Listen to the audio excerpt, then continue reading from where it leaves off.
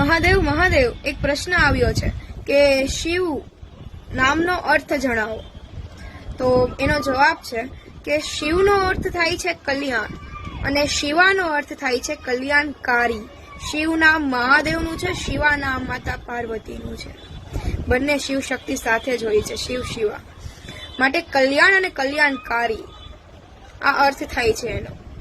આપણે હમણાં હું બહુ જોઉં છું ઇન્સ્ટાગ્રામમાં કે જ્યાં જાઉં ને ત્યાં બતાવે છે કે મહાદેવ બસ માત્ર ને માત્ર ક્રોધ કરે છે, તાંડવ કરે છે. ના, એવું નથી.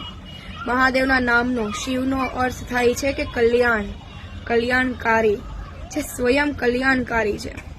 એને આમ થોડુંક કંઈક થઈ જાય ને તરત ક્રોધ નથી આવી જતો કે તરત તાંડવ કરવા નથી લાગતા.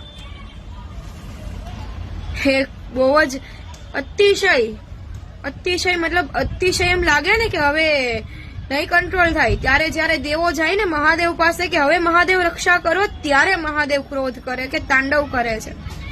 બાકી જે આજકાલ ચાલે છે ને એ રીતે નથી કરતા. બહુ શાંત છે, બહુ ભોળાનાથ છે અને શાંત રહે છે. કલ્યાણ કરે છે, કલ્યાણકારી છે. શિવ નામ અને શિવા નામ કલ્યાણકારી છે. બાકી બોલો મહાદેવ મહાદેવ.